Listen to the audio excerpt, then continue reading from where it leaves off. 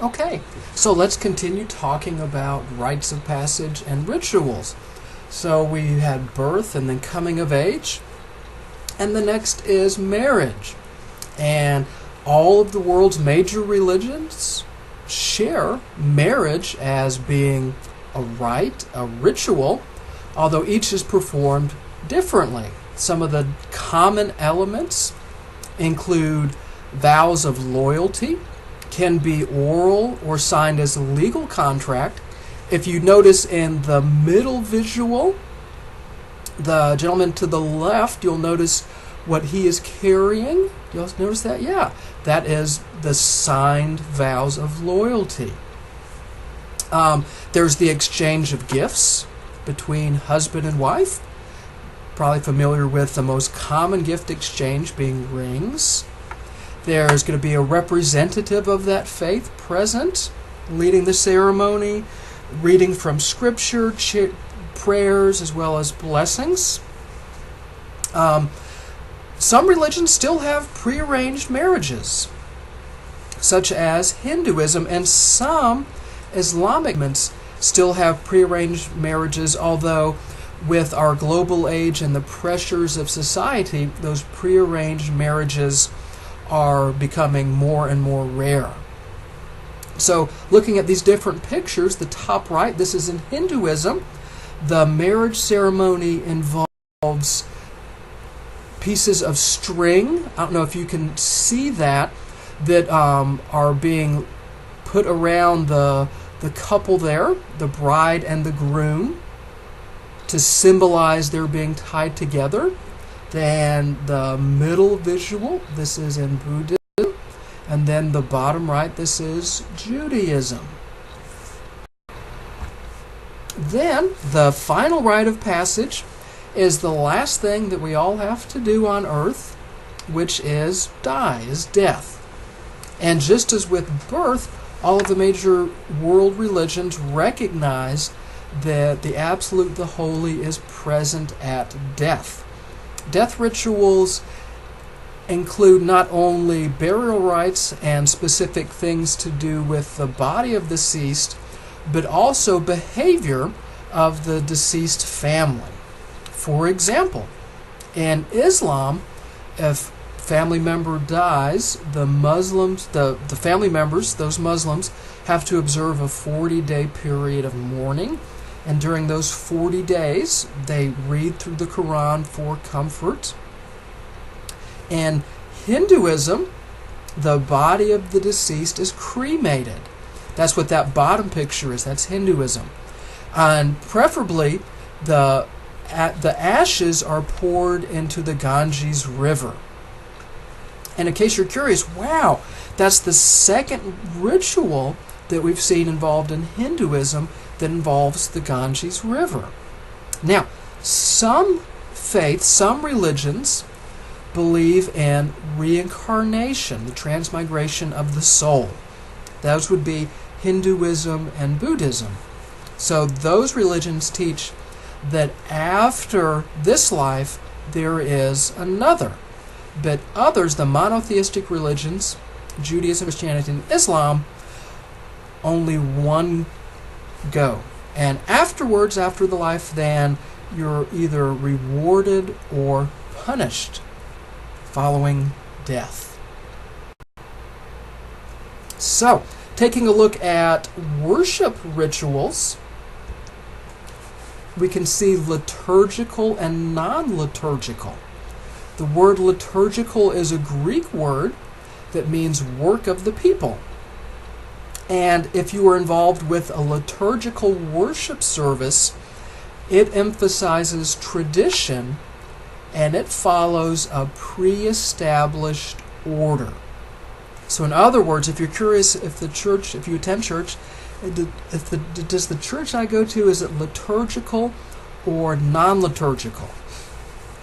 If you know exactly what's going to happen during the order of worship, and if it's written down on a program specifically with the words of certain creeds or prayers being memorized, chances are the worship you attend is liturgical. Now the opposite is non-liturgical. The worship services for non-liturgical churches are more open and less rigid. There's no pre-established order or guidelines or structure to follow whatsoever. The prayers are going to be spontaneous. They're not read. They're a lot of people with a non-liturgical, this is what they refer to as being guided by the Spirit. And if you're a churchgoer and you attend, if your church is non-liturgical and you attend a liturgical worship service, it's going to be really different. Likewise, if you're a churchgoer and your church is liturgical, if you attend non-liturgical church service, it's going to be really different too, which is really fun to do. So those are some of the differences with the worship rituals, liturgical and non-liturgical. So now, a good thing to do would be to end our discussion of ritual by talking about complexity and problems of ritual. So you'll notice on this slide there's just some pictures to serve as talking points for us. So starting in the top left, here we have a screen character who's doing a palm to the forehead that a lot of people do for when they remember something, right? Oh, I just remembered that. But one of the problems with ritual is we can do something that's significant over and over and over again, and then it becomes routine, and then the ritual loses its impact, which is not a good thing. For example, it's not a good thing to forget why you are receiving communion. That's something that you should be aware of as you're going through that ritual. So this is one of the bad things about rituals, is they can become a routine. Kind of interesting. Then, the bottom left, this is a fork and knife. Sometimes what some people can do is they can take a ritual and misuse it and take that power associated with the absolute, the ultimate, the holy, and use it for their own purposes. Now you might be wondering, well, why is there, hey Mr. K, why is there a fork and a knife there with a plate? Well, perfect example would be that fasting is a religious ritual that is associated with many different faiths, right? Many different faiths, the different figures involved with those different faiths fast. So therefore, a lot of the participants of those faiths also fast. But some people misuse that ritual and instead turn it into a diet, right? It's like, whoa, it's a good thing that I have 2 days of fasting coming up because I'm getting a little tubby around the middle and I need to work on my muffin top.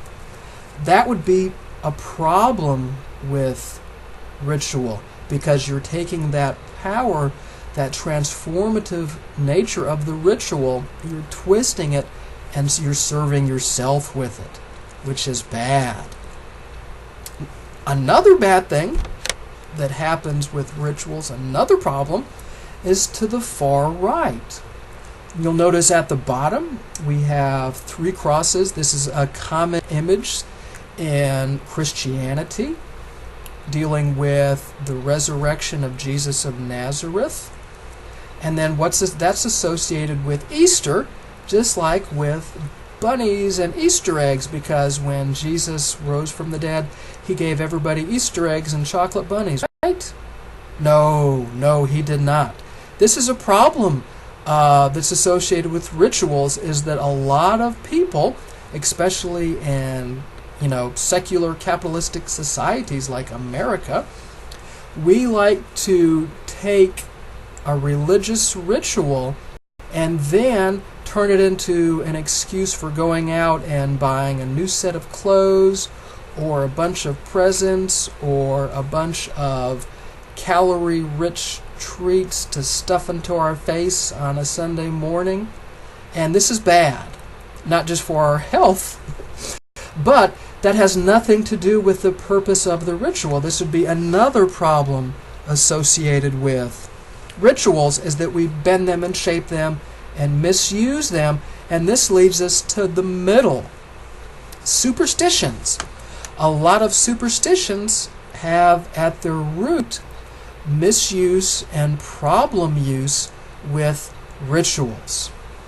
Whether it's the number 13, which is, of course, a lot of people are familiar with why 13 is considered to be unlucky, because 12, the 12 tribes of Israel, the 12 apostles, that's almost like a divinely set number. You don't need to mess with it. If you add 1 to it, bang, 13, it's unlucky.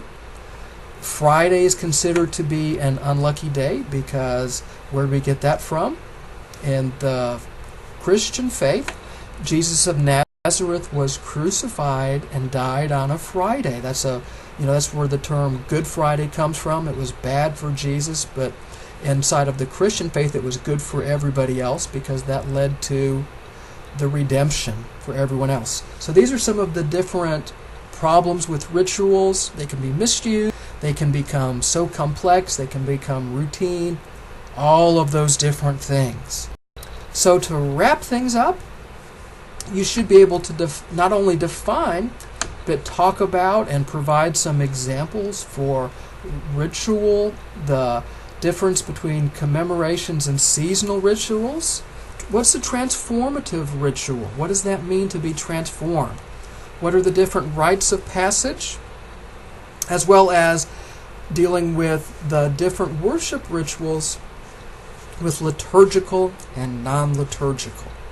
So, it's been good to be here with everybody and talk to everybody about rituals. Hope that things are going well in the course. And as always, be well, do good work, and keep in touch.